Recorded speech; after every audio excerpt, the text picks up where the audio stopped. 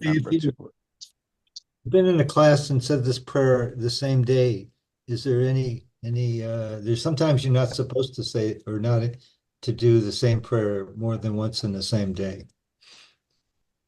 I don't know the details on how that works, to be Okay. honest. If you have breakfast and you have a piece of bread, I'm quite sure that when you have lunch and you have a piece of bread, you say the motzi.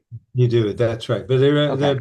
I don't have one to do. Um, Okay. and so then the question is things like I put on my talit and I say a blessing, and then I take it off because I'm going to the bathroom. When I come back, do I say the blessing again? The answer is I don't know.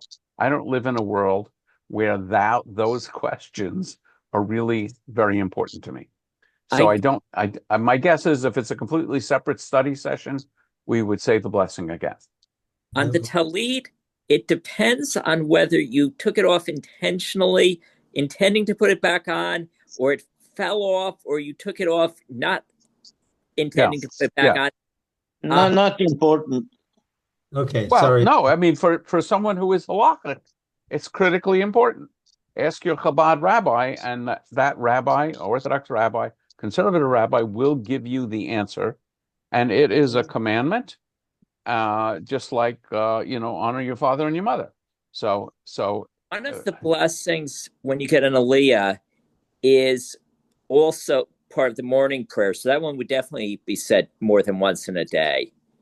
Was I'm there? sorry. yes, and yeah, well, that's actually yeah, the Baruch Hu. And one of the explanations for that, and then I'm going to try and restrain myself, is that a aliyah is actually a mini service. So we say the Baruch Hu to actually start the service morning and evening, not afternoon, interestingly enough. And then when we have a Torah reading, each Torah reading is like a mini service. So we say the Baruch Hu again. So anyway, that's a little bit. This is rabbinic showing off how how obscure things I knew. Oh, Okay. it's illustrating But trivia. you are absolutely right, Rabbi. I was invited one day, 6 o'clock in the morning, to a service at Chabad, and I brought my tefillin and I was putting it on, and a guy came over to me. He says, "You're doing it wrong." I said, "That's okay. I do it my way. Thank you." And I bet he wasn't happy with that. No, no, Yeah, he wasn't. yeah. Nobody ever sings Frank Sinatra's "I Did It My Way" at an Orthodox service. I'll just make a wild guess. Okay. So we're going to read about Jephthah's daughter. And I'm going to go to screen Before we share. go in, Sorry? if you want to take that approach of doing it your way, but you don't want to make them feel bad or create a conflict with them, you claim that it's a minhag from wherever your family, your ancestors were from, and Yeah, but some things are beyond minhag. Yeah. And but anyway, that's not a bad idea. Okay. So I'm gonna share a screen, and I'm pretty sure you can all see this article. I think it's from Torah.com. Actually, I don't even remember. Um, so so the story is Jephthah's daughter, and here it's Seila. We know her name, although I don't know why they don't spell it with an H maybe it's pronounced Selah. They don't present it in Hebrew here, so I can't tell. Um, and Jephthah's daughter, a sacrifice like Isaac. So they're comparing the story of Jephthah's daughter with the sacrifice of Isaac. So I'm just curious, how many of you, I'll say before this mailing and this discussion, have ever heard of the story of Jephthah's daughter? No. Okay. Yeah, I've heard it I see before, like two. Okay. It's a fascinating story.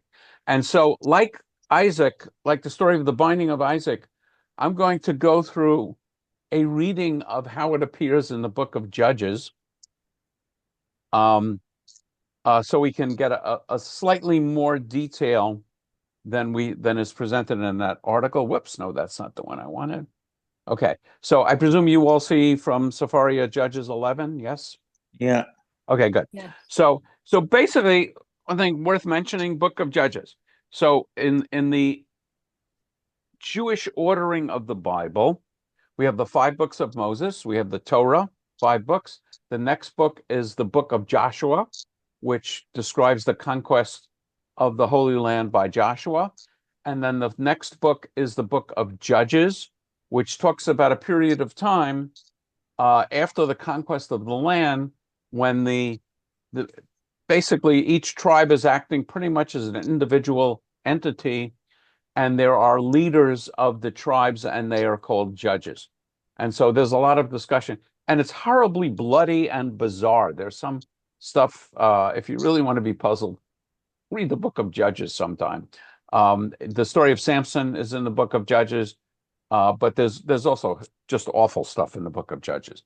And this one is I think particularly interesting. So I'm going to skip over a bunch of stuff here, but I am going to read a little bit of it because it's interesting. We'll look to Cheryl here. There's some interesting psychology of Jephtha. So just to give it away, Jephtha is going to vow after he's a military leader, he has a military victory, and he says, God, if you give me this military victory, I'll make a sacrifice to you of the first thing that comes out of my house when I come home. He's presumably expecting, as we'll see in the article, there's lots of animals living in homes and so on. And of course, what happens is his daughter is the first thing to greet him, first entity person. And so he sacrifices her. But I never really looked at this before, but I think there's some interesting psychology about Jephtha, which I thought would be interesting to read in the beginning of Judges 11. So Jephtha the Gileadite was an able warrior who was the son of a certain prostitute. Okay, well, already it's getting interesting. Ben Isha Zonah. Jephthah's father was Gilead. Okay, but Gilead also had sons by his wife, presumably not the prostitute. And when the wife's sons grew up, they drove Jephtha out. They said to him, you shall have no share in our father's property, for you are the son of an outsider. So Jephtha fled from his brothers and settled in the Tob country. Men of low character gathered around Jephtha and went out raiding with him. Let's see. Sometime later, the Ammonites went to war against Israel. And when the Ammonites attacked Israel, the elders of Gilead went to bring Jephtha back from the Tob country. They said to Jephtha, come be our chief so we can fight the Ammonites. Jephtha replied to the elders of Gilead, you are the very people who rejected me and drove me out of my father's house. How can you come to me now when you are in trouble? The elders of Gilead said to Jephtha, honestly, we have now turned back to you. If you come and fight the Ammonites, you will be our commander over all of Gilead. Jephtha said to the elders of Gilead, very well, if you bring me back to fight the Ammonites and God delivers them to me, I am to be your commander. And the elders of Gilead answered Jephtha, God shall be witness between us. We will do just as you have said. I think I want to read one more line. Jephtha went with the elders of Gilead, and the people made him their commander in chief. And Jephtha repeated all these terms before God at Mitzvah. Now I'm going to skip a bunch of text because it talks about the individual battles and the negotiation between various people, the kings and so on, about the battles. And it's Bible and it's interesting, but it doesn't really speak to the essence of our story. Okay, so down in verse 30, Jephtha made the following vow to God. If you deliver the Ammonites into my hand, then whatever comes out of the door of my house to meet me on my safe return from the Ammonites shall be God's and shall be offered by me as a burnt offering. So again, on Monday, we were talking about what's a burnt offering, and here is that word again, olah. So it's not just he's going to lift it up. It's clearly understood to be a burnt offering. In a way, I'm a little sorry Paul isn't here because I know Paul would be shocked and dismayed by this as well, and Jim would have his jaw dropping. Okay. Jephtha crossed over the Ammonites and attacked them, and God delivered them into his hands. He utterly routed them from Aroer, as far as Minna, 20 towns, all the way to Abel Cheramim. So the Ammonites submitted to the Israelites. Okay, now back to the story. When Jephthah arrived at his home in Mizpah, there was his daughter coming out to meet him with a hand drum and dance. She was an only child. He had no other son or daughter. So get the poignancy here. This is not only he's going to wind up sacrificing his daughter, but it's also his only child.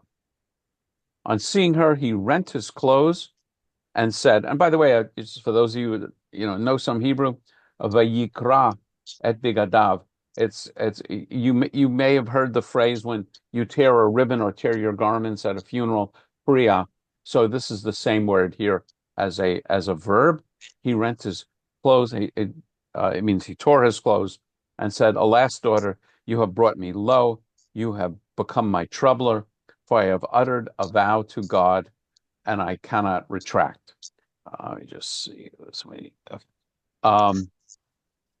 Father, she said, you have uttered a vow to God. Do to me as you have vowed, seeing that God has vindicated you against your enemies, the Ammonites. She further said to her father, let this be done for me. Let me be for 2 months, and I will go with my companions and lament. There's always some footnotes here with details about the know what the vow was, and how does she know that he won the battle against well, yeah, so it's a good question.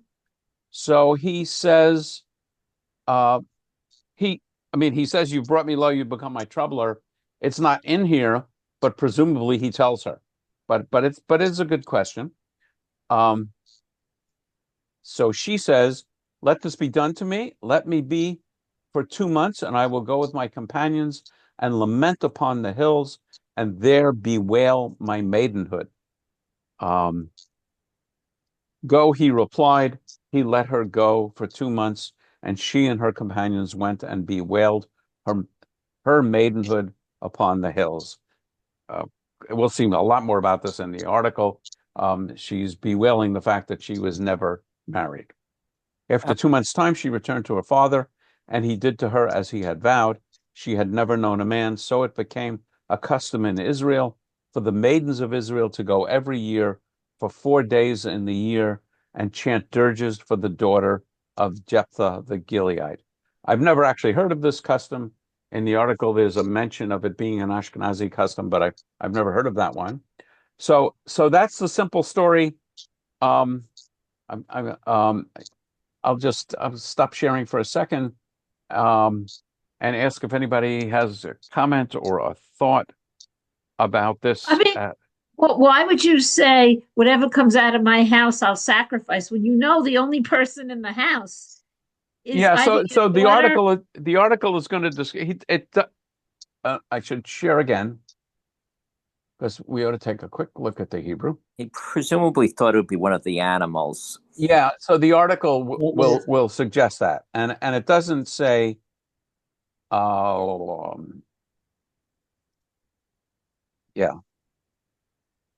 It doesn't say whoever in the English, because Hebrew is more broad. It says V'haya yotzeh asher yatsa mi dalti. Whatever. I don't even, my Hebrew isn't so good to know if it would have been. Yeah, I think if the Hebrew phrase would be something like mishahu. Me is who in Hebrew, as you know. This me is who is he is she, and Dagas fish, you know that one. So anyway, so we'll look at the English translation, which I think is good here. It's whatever comes out, and you'll see in the article suggests exactly what Stephen said, that presumably he was referring to that. Alan. So I have a question connecting this. So this is part of the Tanakh, and the Talmud and the rabbis comment on everything. And then there's Midrash. So since we don't like the idea that some human would be murdered as a recognition of doing what was offered, maybe like a misunderstanding or whatever, what do the rabbis say? So anyway, we're going to read the article, and the article will discuss that, I think, to some degree. Okay. Thanks. The other thing which I find interesting here, and it's something to be aware of, is the fact that he feels like it is not legitimate for him to change his vow. And we'll also see a discussion in the article. Presumably he could have spent some effort going to a legal authority, presumably a priest, to release him from his vow. You could use Irwin's philosophy, which he's going to do it his way. Exactly. So you don't see that. You don't see that here. So one of the things which we do see in Judaism is vows are extremely important. And once you make a vow, it has great power over your life. A vow is as a neder. So we have this legal proceeding on Erev Yom Kippur called Kol Nidre, where we release ourselves from vows. And there's, I don't know if you probably haven't heard this expression, but I don't even know if it's a common Hebrew expression. I think it's more rabbinic than Israeli. But I'll say, I'll see you all next week. And if I were very traditional, I would say bli neder, without making a vow about it. Because if I vow to see you next week, I have to move heaven and earth to do it. But bli neder means I'm not actually vowing to do this. I'm just stating this is my intention. The other thing, there's a really interesting story. I'm just curious, in the world of interesting stories, this ought to be one we ought to read too. You know that Rabbi Akiba. I just have to write this down. And I can't remember the name of his wife now. Rabbi Akiba is a Am Haaretz. He's illiterate. I think it's Rachel. And he wants to marry Rachel, but Rachel's father vows that she can never marry him. And so he actually goes off and studies and comes back every now and again. And she says, go study some more. He actually goes off and studies for 40 years and then comes back. And now he's the head of the academy. He's a great scholar. And Rachel's father, we definitely ought to look at this. I'm glad I have this little sheet of paper here to jot all these ideas down. Rachel's father said, I'm stuck. I vowed that you can't marry this guy. How can we get around that? And the way they get around that is the idea that when he made the vow, he was vowing that his daughter couldn't marry an illiterate peasant, but that's not who Akiba is, 40 years later. And I think there's even a discussion of going to other rabbis and having a ruling. Now, remember, Akiba is living in rabbinic times, so you have rabbis making these decisions. In Judges, we're still in temple times. Actually, even Solomon's temple hasn't been built yet. But so there's a less chain of command. But anyway, that my main point is vows are taken quite seriously in Judaism. There are all these interesting stories of, Abraham and Lot. Abraham, having this discussion with God about, okay, can we find how much 50, 40, 30, 20, right. 10 righteous people? And, of who are you going to sacrifice? Or even like you said, Solomon's temple, you could get totally wiped out if you don't follow God's commandment and kill every single person, because right. God said it was man, woman, and children. And if you left somebody, well, it's going to come back to haunt you. But right. This story is very odd in that you don't hear God, talking to him like, hey, Yeah, we don't hear God at all. So that's one of the things we're going to see in sort of God here, whereas in the Akedah, God changes his mind. First he told one thing, then he changed. Here you don't hear anything. Although you go back to the time of Judges, sacrificing children happened in other cultures, and right. Especially girls, because nobody wants girls because they're not as valuable as boys. Right. All true. So there's a lot of interesting stuff going on here. I'll make a point which I've made before. I came across this not too long ago, a unique thing certainly about the Torah and the Bible is it is certainly a book of laws, but it's also a book, Cheryl, as you point out, of really interesting and sometimes bizarre stories. And so that's, halacha and agadah in Hebrew terms. And this, whoever wrote the article I read pointed out that you don't see this in any other ancient cultures. We have codes of law that survive, but they are literally lists of laws, and we don't see this intermingling of laws and stories. So it's sort of it is a unique element of our tradition. Rabbi, yeah, the only thing I can remember in history that the Spartans had a law and a story that they sacrificed the people who were not 100% physically perfect. So I don't know anything about that, and I don't know about this. They threw them off the cliff. Yeah, so I don't know anything about that. But my point is, when you read ancient law codes like the Code of Hammurabi and other codes of law that survive, you don't see mixing in of stories and law. There's stories and there's law, but they're not mixed. Certainly in the Torah, in the Bible, and in the Talmud, we have this really interesting mix of stories and legal material. So okay.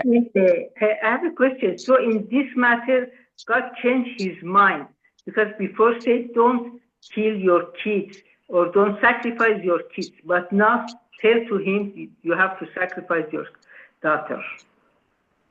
Yeah, so I'm not sure I understand what you're saying, but I think what you're saying is in the story of the Akedah, the question of whether God changes God's mind is a really interesting one, and that's the whole substance of the Monday night discussions. But certainly God intervenes to save Isaac. Maybe. I found another article which suggests that maybe it didn't happen at all. Really interesting. We're going to add that to the list. But here, clearly, neither God nor Jephtha lifts a finger, or his daughter. No one lifts a finger or does anything to interfere with the sacrifice. In fact, Jephthah's daughter reminds me of the Quran's story of the Akedah, where Abraham's son, understood to be Ishmael, not Isaac, is saying, "Oh, God told you to do this. Let's go and do it."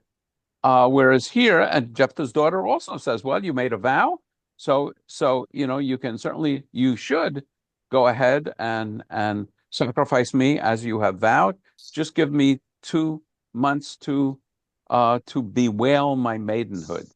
The Torah also says if your son says something nasty to you, you should go out and stone him to death. Right. But nobody ever does that.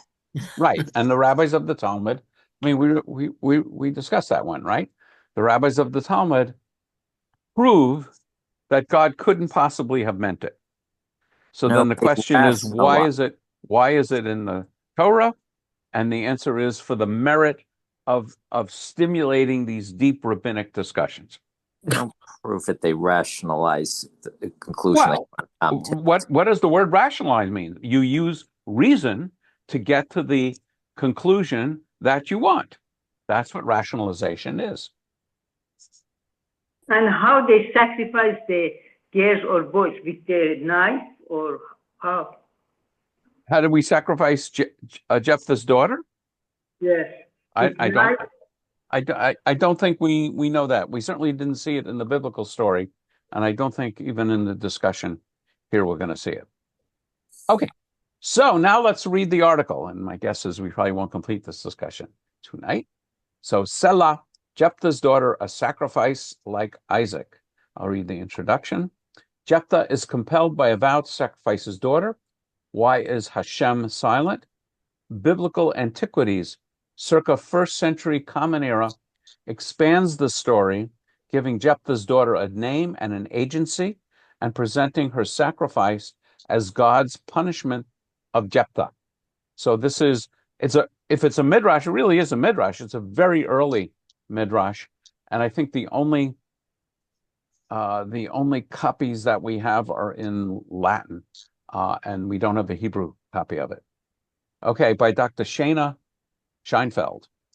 Okay, and there's the sacrifice. Well, here's an image by Thomas Blanchett, and we can see, to answer your question, Farah, that at least in this one, Jephtha is sacrificing his daughter with a knife. I mean, that's the way you sacrifice animal. You use a knife. Okay, so Joanne, are you into reading tonight? I'm here. Yes. Okay, I'm here. so some of this is going to be repetitive of the story, but I thought it was nice to get the whole context of the story. So let's Okay. press on. So before Jephthah leads the Israelites into battle against the Ammonites, he vows that he will make a sacrifice to Hashem if Hashem ensures the Ammonites' defeat. And Jephthah made the following vow to Hashem. If you deliver the Ammonites into my hands, then whatever comes out of the door of my house to meet me on my safe return from the Ammonites shall be Hashem's and shall be offered by me as a burnt offering.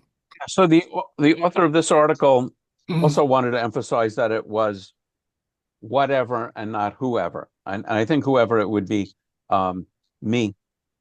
Let's see. Yeah. Me, it would be me hayotse asher yatsa rather than just asher. Okay. Since the early Israelites, like other peoples in antiquity, often shared their living space with livestock, Jephthah likely intended to offer up an animal, as the phrase burnt offering suggests. The creature who greets him first upon his success, however, is not an animal, but his only child, his daughter. When Jephthah arrived at his home in Mizpah, there was his daughter coming out to meet him with tremble and dance. She was an only child, and he had no other son or daughter. The thing we notice here is his wife, her mother, is never mentioned in the story, which I find pretty interesting. When Jephthah sees her coming out of the house, he is grieved because he cannot renege on his vow. On seeing her, he rent his clothes and said, Alas, daughter, you have brought me low. You have become my troubler. For I have uttered a vow to Hashem, and I cannot retract. So it's her fault. I just find His the language. His daughter agrees that he must keep his vow. Father, she said, you have uttered a vow to Hashem.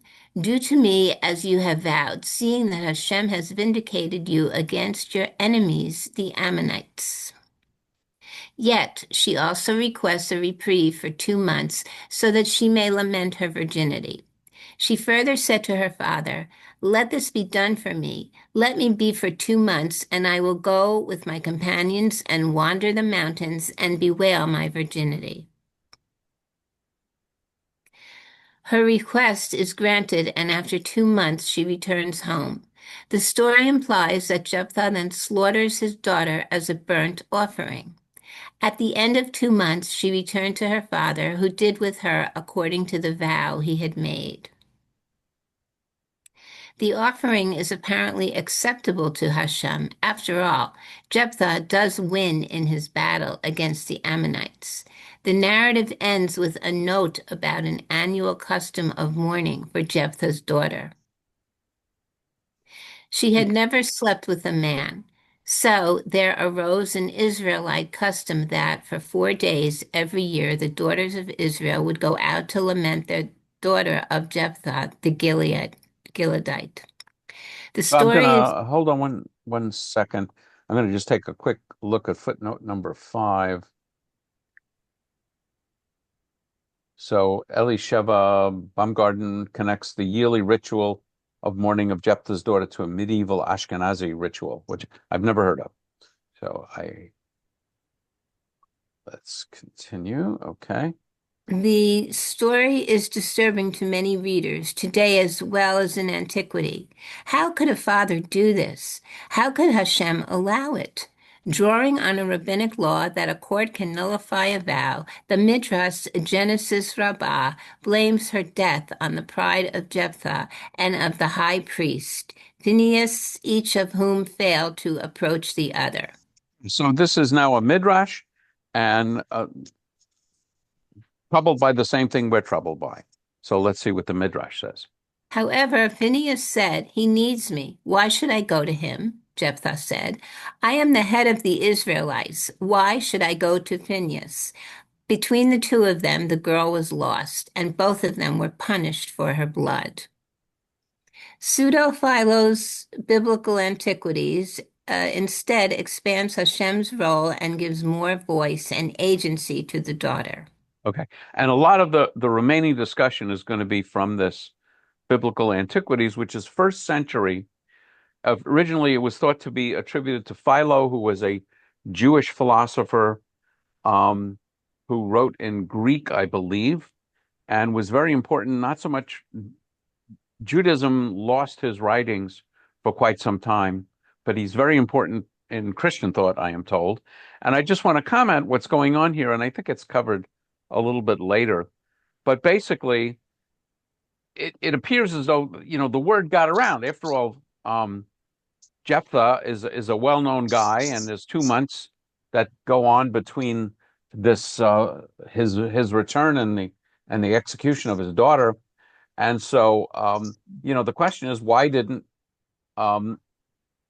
Jephtha go to the high priest to be released from his vow, in the same way that in rabbinic times a rabbinic court can nullify a vow? And the idea here is they were both too proud. Pinchas said, "He needs me. I'm the high priest. He needs me. Why should I go to him?" And then Jephthah said, "I'm the head of the Israelites. Why should I go to him?" And between the two of them, his daughter is put to death. Stephen. Okay. A couple of things I don't get in terms of this repeated discussion of that she's a virgin and she's bewailing her virginity. She's never slept with a man, whatever.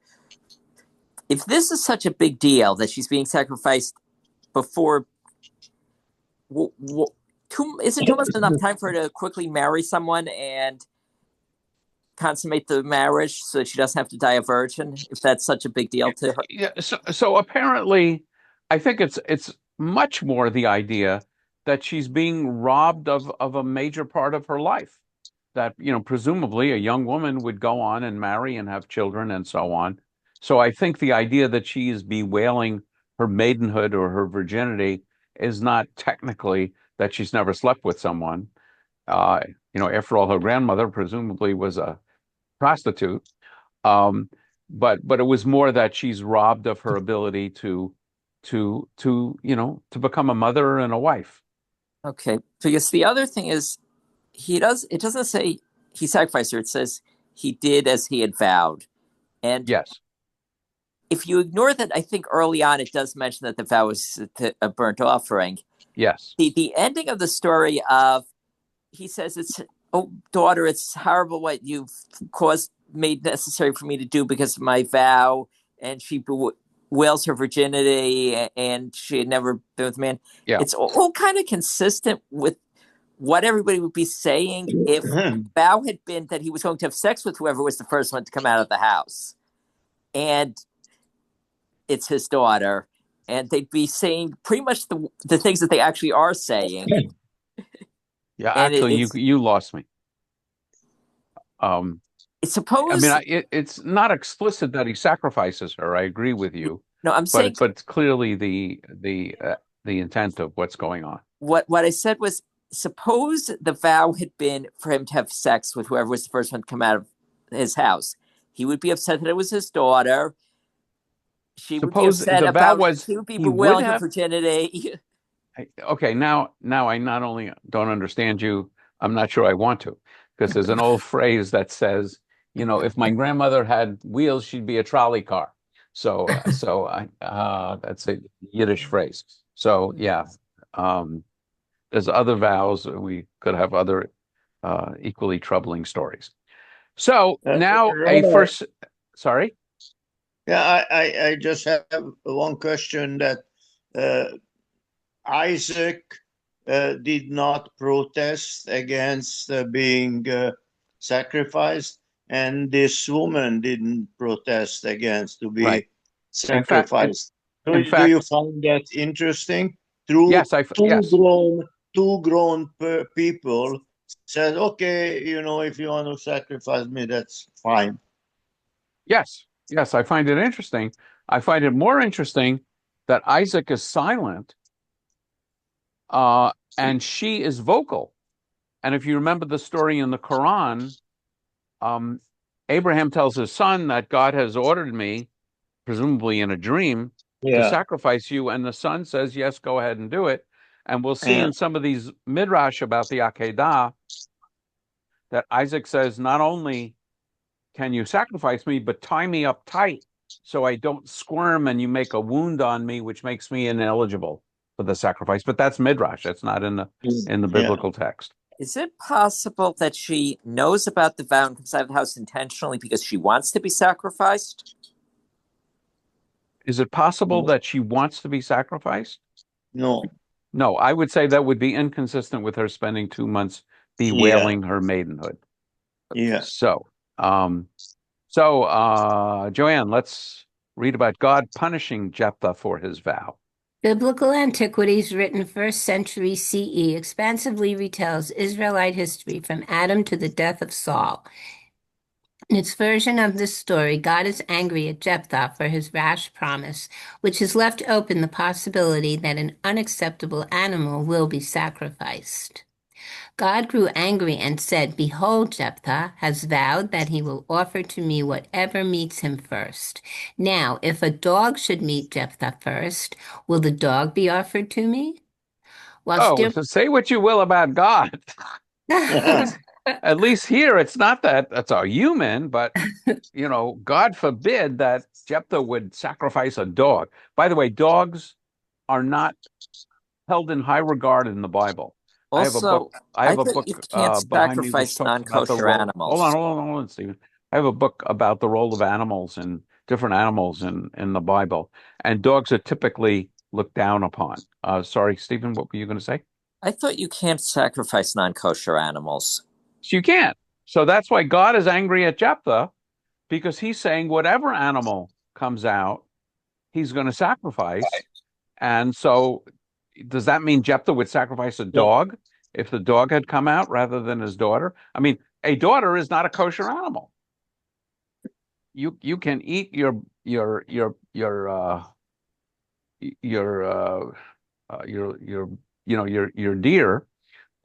DEER, but not your DEAR. You can't eat you can't eat a person. A person is not a kosher animal. Rabbi, yes, if this woman goes off for 2 months and she comes back as not a virgin, she is not perfect. Oh, I don't know that anywhere it says a sacrifice has to be a virgin. But so I don't. I mean, I don't necessarily agree with that. If she had run off and gotten married, or just run off and had sex and was not a virgin, I don't know that would make her ineligible for sacrifice. Okay. I don't think so. And I don't know, Cheryl, what your I was just looking up some scholarly articles on, people who compare this to the stories of Abraham, Lot, Ishmael, and Isaac. And, the whole thing of resilience and sacrifice. But this author is pointing out that by punishing Jephthah, you cut off his line. This was his only child. How is he supposed to have descendants when he does this thing? Yeah, but of course, in the case of Abraham, descendants are a more important issue because God promises Abraham that the covenant will continue through Isaac. So when he tells Abraham to sacrifice Isaac, and that raises a big issue, which we've been discussing on Monday nights. In both cases, how does the sacrifice make it impossible to have descendants? Couldn't they have more children? They're only sacrificing their child. Actually, that's a good point. We know in the case of Isaac, we know that God has promised Abraham that the covenant will continue through Isaac. In the case of Jephthah, we know he doesn't have any other children. Presumably he yet, could but still have, yeah. Yep, that's true. Okay.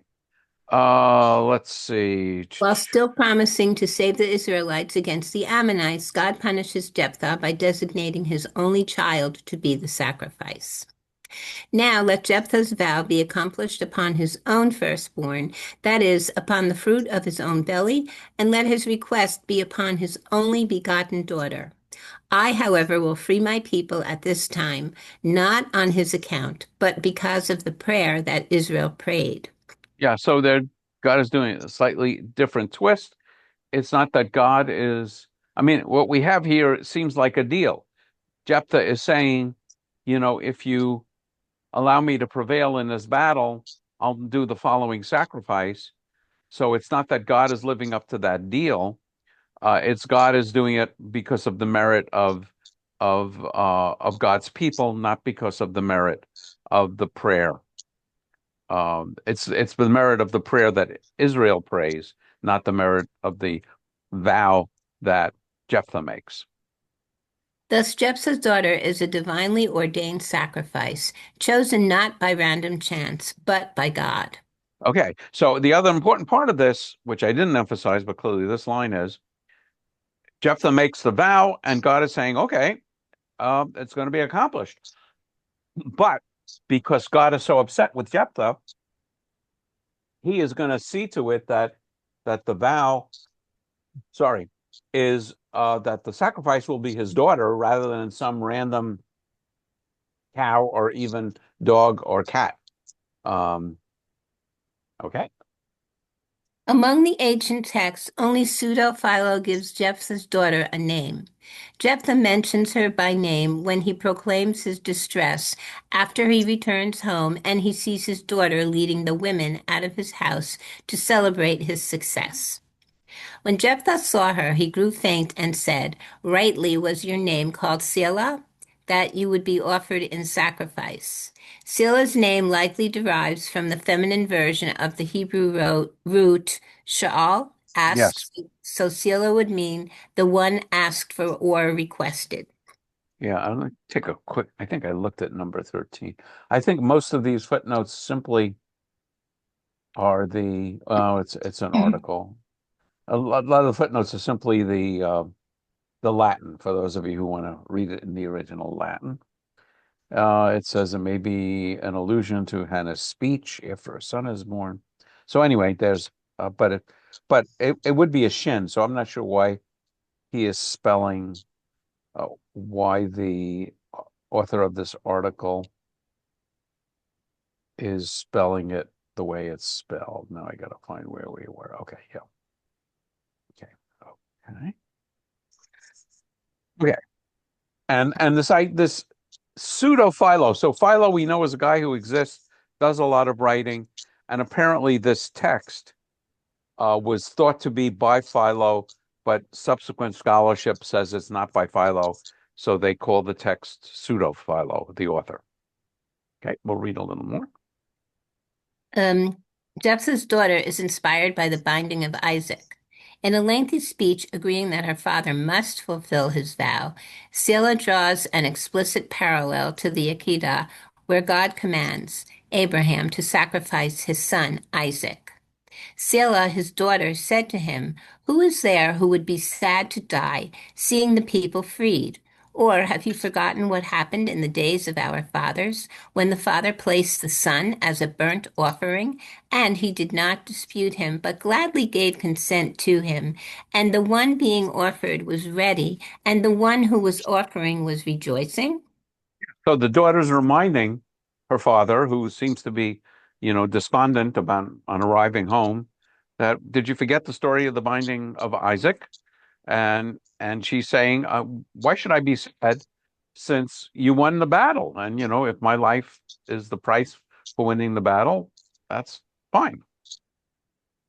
Though the idea that Isaac is a willing participant in the offering is not explicitly present in the biblical narrative, it appears in later interpretations of the Akedah, especially in the Targumim, expanded Aramaic translations of the Bible from the land of Israel.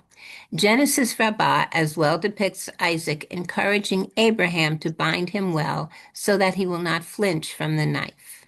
Let me just quickly take a quick look at 15. Because I think, translation's far. Okay, I'll have to take a look at that. The fine, where that's still a problem. When you actually look at this online, you can just hover your cursor over the number and you get the footnote. So it's worth just mentioning the targums. So what you have in actually, if you take your copy of Art Scroll Chumash, you will find not only the Hebrew and Rashi and the translation, but you'll also find the Targum, which is the translation into Aramaic. And there's a bunch of different Targums, and often the Targums are intended not simply to be a translation, but also an amplification on the way they describe it, expanded Aramaic translations of the Bible. So that'll be an interesting thing to look at. Okay, so here we go in Genesis Rabbah. This now is Midrash. Rabbi Yitzhak said, when Abraham sought to bind Isaac his son, he said to him, Father, I am a young man, and I am concerned that my body will tremble due to fear of the knife, and I will thereby upset you, or perhaps the slaughter will thereby be rendered unfit, and it will not be counted for you as a valid offering. Therefore, bind me very well. So again, this is classic Midrash, because as we read the story on Monday, as you read the story of the Akedah, it talks about the fact that Abraham binds up Isaac and places him on the altar. I mean, I would say if it just said Abraham slaughtered his son, none of us would ask, did he bind him or not? But the fact is that we have that phrase in there that he binds him. So what the Midrash typically does is it'll pick up on one term and ask the question, why did he have to bind them? Why does the text go out of its way to say that Isaac was bound up? And here's the answer. Basically, it has his son saying, I'm young and I might flinch, and therefore, you might cut me in a way that would render me unfit for a sacrifice and would not be therefore counted as a valid offering. In requesting a delay before Jephthah fulfills his vow, Seila makes clear that she will grieve not over her own death, but over being caught by her father's ill-considered vow. The trees of the field will weep for me, and the beasts of the field will lament for me. For I am not sad that I am going to die, nor does it pain me to give back my soul, but because my father was trapped by his vow. She closes by expressing her concern that if she does not consent to be sacrificed, then God will not accept the offering and her death will be meaningless. If I will not offer myself willingly for sacrifice, I fear that my death would not be acceptable and that I would lose my life to no purpose. These things I will tell the mountains, and afterwards I will return. It's really an interesting idea that unless she goes through it willingly, she's worried that her death might not be acceptable. I mean, that's an interesting idea which never would have necessarily occurred to me. My guess is none of the other animals that are offered for sacrifice are happy about it and go to it willingly. This starts sounding like the sacrifice of the Vestal virgins. You actually need a virgin to sacrifice for the purity. Yeah, so it's I mean, here this is just my reading of it. And that is I don't get any sense in this story or in any other story in Judaism about about a virgin in terms of sacrifice or connecting with sacrifice. There are absolutely issues about marriage law and so on. My sense here is the fact that they make a big deal about her being a virgin is just to emphasize the fact that she has never really become an adult and enjoy the world of being an adult. But that definitely is my take. I once was doing a Torah study class, and one of the attendees raised a really interesting question. Though this is a good one for you too, Cheryl. And that was, what's the deal with virgins?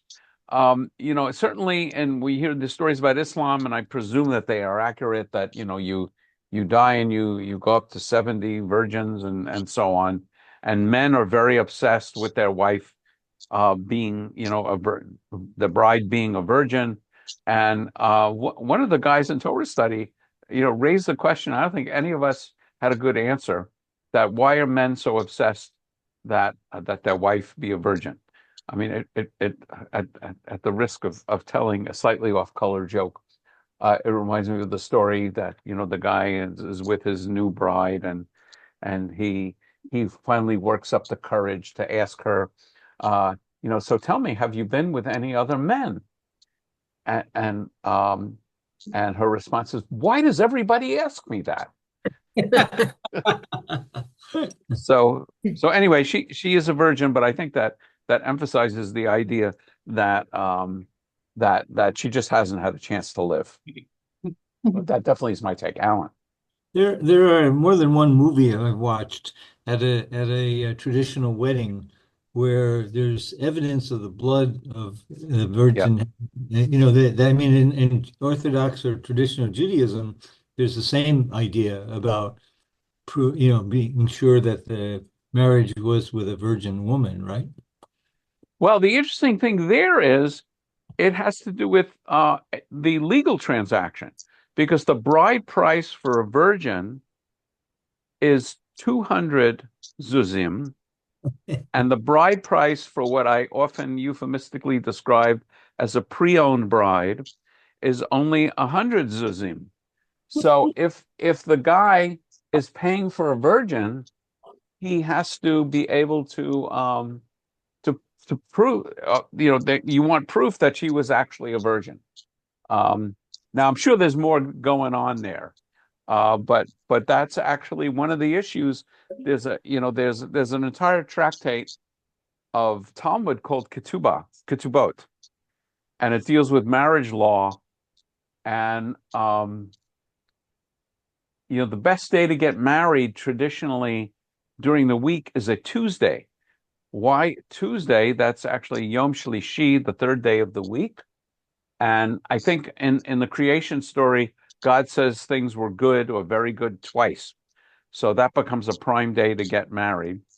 And then the courts are in session, I think, on Thursday, because if the husband has a dispute, that gives him time to bring him before the court. I can't remember if it's Thursday or Wednesday, but basically the timing of the court session is geared to give the husband time to file a suit against his bride who didn't live up to her ketubah terms.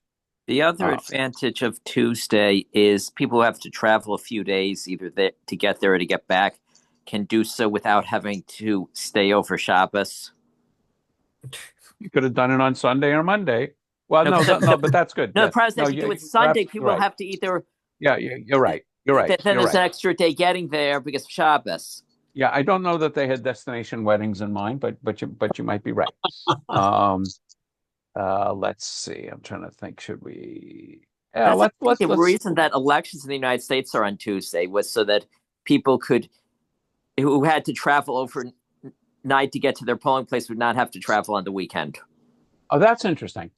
That I never heard that, but that is interesting. I think I will. It's 8:00, so we'll continue this discussion. And as I mentioned, I found another article, which is this one. Oh, I stopped sharing. Yeah, so I found another article, and I'll send it out. And I can't decide whether we'll discuss it in this Wednesday or Mondays. But this was Recovering a Lost Ending of the Akedah, which is a really interesting article. And we'll discuss that probably on Monday, since we're doing kind of an extended session. on the binding of Isaac. So, well, I hope at least you're familiar. I mean, I remember reading, I can't remember when I read the story of Jephthah's daughter, but I remember being dumbfounded and shocked that in the Bible we have a story of human sacrifice, and there doesn't seem to be any, certainly in the biblical story, it doesn't seem to be any criticism at all of the sacrifice. I mean, as we saw, but is that really the point of the story, or is the point of the story don't make rash vows? Think about what you say first. yeah, Is it well, about having but the story, I mean, unbelievable faith in God? yeah, I mean, I certainly could withdraw that conclusion from the story, but the story certainly doesn't go out of its way to lead us to that conclusion. Jephthah makes this vow and he's successful. So it is a troubling story. No question about it. Erwin. I could Oh, just see sorry. this adult woman saying, "Sure, I'm going to die for you. Yeah, I'm coming back after 2 months." Who would do this? Okay, like Erwin, like Frank But enough Sinatra. time he could have just run off and not returned, and he wouldn't have been able to No, find. Yeah, go ahead, Erwin. Okay, I personally think that the story of Akida is much for the reader much more emotionally involved than this story. This story is you do this for God and that's it and forget it. At least when you read the Akida, Avram is very much emotionally involved with tying of Yitzhak, and even though neither of them have any conversation with each other, but you feel that emotional connection. I would say the emotion is in you and not Abraham, because there's nowhere in the text that we get any sense of Abraham's emotional involvement. And again, I'll just contrast it with the story of Sodom and Gomorrah, where God tells Abraham, I'm going to destroy these cities because of this sinfulness. And Abraham goes into an extended argument with God about Sodom and Gomorrah, arguing that it's unjust. And he doesn't say a word about his son.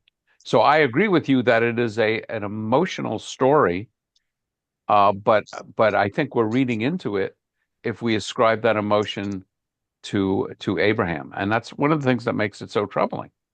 Yeah, Lois. What's been really disappointing to me in both of these stories is that the commentaries don't talk about the immorality of these characters, including God, and they don't deal with it. So it makes me wonder, has common sense changed that much? That what I would find outrageous and this kind of ridiculous, I can't talk to the judge because I'm more important. And Abraham being such a putz and God going along. I just find they're putz guys. And in this case, there's a woman who's also a putz. And the commentators don't raise those issues. They're trying to find a way out of that. It's really okay. So what I would say is the classic commentators can't go that far. They've got to preserve the idea of a just and powerful and good God, and it should make us angry. You may have heard me say when I studied with Judith Abrams of blessed memory, a wonderful Talmud teacher. Of course, Talmud is just filled with misogynistic ideas, and men count and women don't count so much. She would, when we'd start reading one of these stories, she said, "Okay, I want everybody for 15 seconds to pound the table and get your anger out, and then take a deep breath and let's read the story." I mean, I just think we need to understand where these classic commentators are coming from. And the interesting thing is a article we read a few weeks ago which said that the role of the rabbis is to be outraged about these stories and bring them up to date, and you know, there was like 3 or 4, maybe 5 different examples, but the best one is the rebellious son. So the rebellious son should make us crazy. I mean, the idea that we're going to stone our son to death because he's disrespectful, and so the rabbis prove that's not, God doesn't really mean it. And then what I would say is, and now I'll bring in Irwin and Frank Sinatra and doing Judaism my way. I would say that certainly conservative Judaism and Reform Judaism continue this trend. And maybe this is very important, and not maybe, and that is where things outrage us morally, we have an obligation to continue to interpret that text and be critical of the text and express our moral outrage. I agree with all of that. I'm wondering why even the older commentaries don't say, what is this story doing here? What's the reason? And I guess I get this from studying with Eddie Feinstein, who says where these stories came from, why you could have Abraham being wise and kind, arguing with God a few passages or books before, and here he just says, okay. So that's what it's like. And so what are the does he come up? stories doing? Do you get any answer that helps you from Ed Feinstein about Well, stuff like? not in what he'll say is this story. I mean, I don't know on this. I don't remember studying this with him, but he will say, well, this was a story that got borrowed from this culture and that culture. Right, and there were these 4 authors of the Torah. And right. so you have a sense that they were bringing mythology from other communities. That's not answering exactly what I'm talking about. Yeah, so what he would be saying, which I would agree, is I don't believe this is really God speaking to us, that these are stories that worm their way in. And I would say that is a Reform approach to sacred stories, that we don't necessarily believe everything's there. Because if I believed everything in the Torah was literally binding on me, I would have to be strictly kosher and so on. And I don't.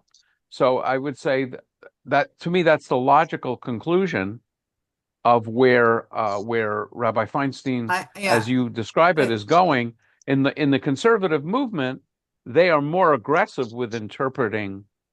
Yeah, but I'm really not. What I'm really saying is, where are these commentators, old and new? Here's a woman who's written this article, and she can't say, what the hell is wrong with you guys? Why would you even think about sacrificing an innocent girl because she walked out of the door? Okay, well, I mean, that's a really interesting point. The question is, what's the purpose of her article? And I think the purpose, I just want to make sure I remember where, of her article is to see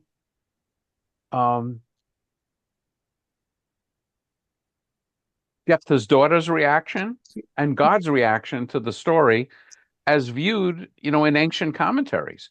I don't think the purpose of her article is to give her own critique of the biblical story.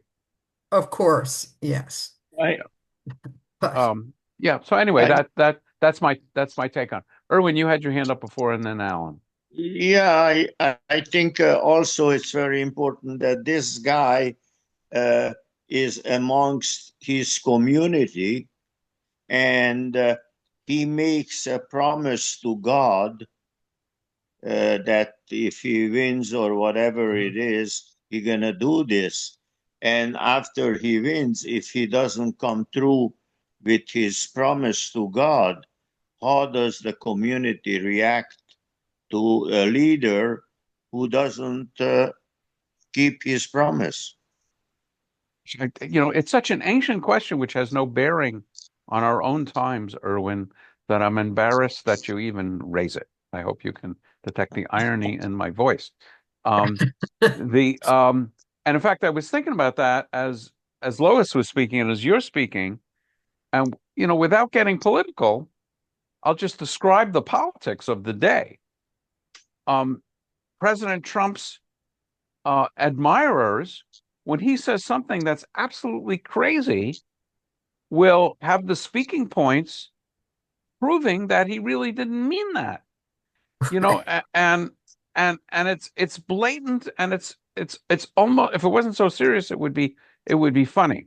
But it's sort of, that's what's going on here. The ancient commentators can't go against God, and president, Republican or Democrat commentators can't go against their president. So you have to stretch the, I'll just say, the exegetical boundaries to prove that when President Clinton says sex, what do you mean by sex? When President Trump says something, what was you're stretching credulity to prove that your guy really is almost infallible. Alan. I think somewhat connecting to what Lois said is the following. Could it be possible that this contemporary woman writer is helping to teach us how much we've matured in the 20th or 21st century, and how we look at things, even though in ancient time, biblical times, there was a practice that was so outrageous that we see it as outrageous. Is there possibly a lesson there to see our context versus what we're struggling with, trying to get some meaning out of it? There's no meaning. Hey, well, it's funny. You should ask that, because I just clicked on her name, and lo and behold, if you're interested, here she is. She is an assistant professor of religion at Augsburg University in Minneapolis, PhD in ancient Judaism. Her research emphasizes the vast diversity of Judaism in the ancient world. Articles covering biblical and non-canonical texts. The text that we saw her talking about, this pseudo-philo, is definitely non-canonical in their ancient context. That's what's going on. She co-edited a bunch of things. She publishes extensively on gender and ancient Judaism, and so on and so on and so on. She co-wrote Jewish and Christian Women in the Ancient Mediterranean. She won an award. And here's articles actually in Torah.com. Oh, there might be some interesting articles to read here. Lot and his daughter, motives for their incestuous. Oh boy, love it. She could be my favorite author. Anyway, what I would say broadly, which is really important for us, is the role of a scholar is not necessarily to give their opinion on how the text relates to their own sense of justice and right and wrong, but to help us understand. I mean, the role of a scholar is to teach a subject, is to help us understand what's in ancient texts and call our attention to it. So, and even my goal here isn't so much to agree with the Bible or defend the Bible or whatever.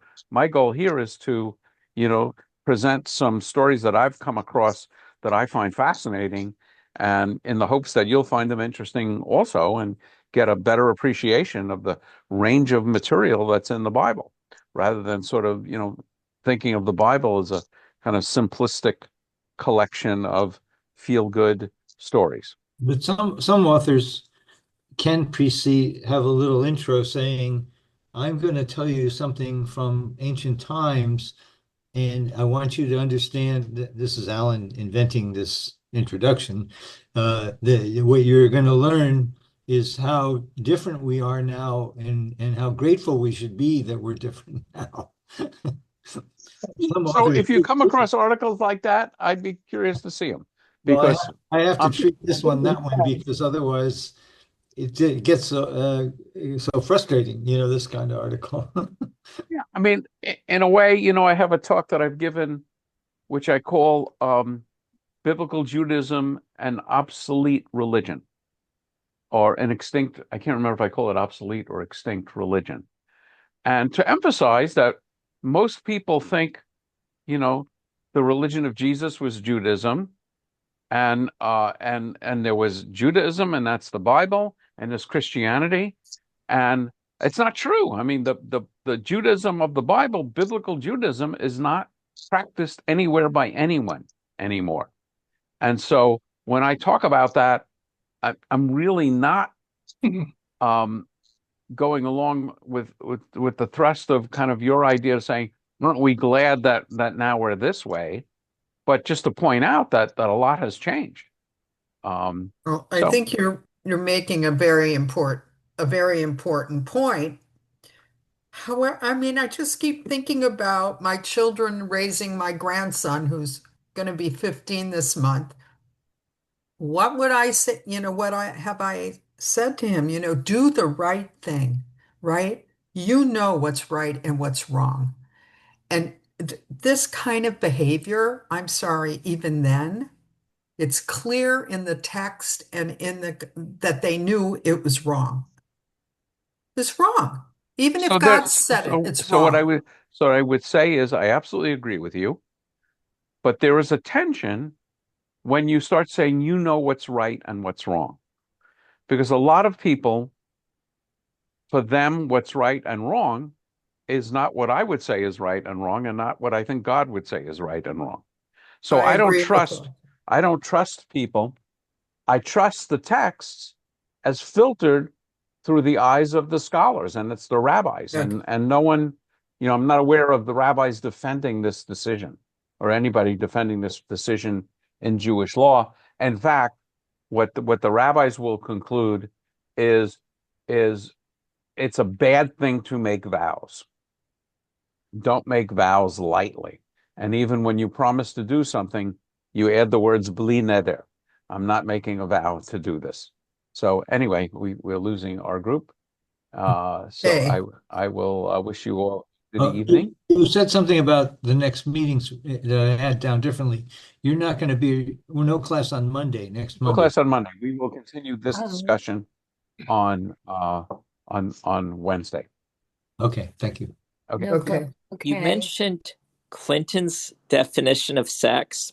Yeah, wasn't that I did not have sex with that woman? And, yeah. And earlier we were talking about the importance people attach to virginity. So I don't know how much you know about olive oil, grades of olive oil.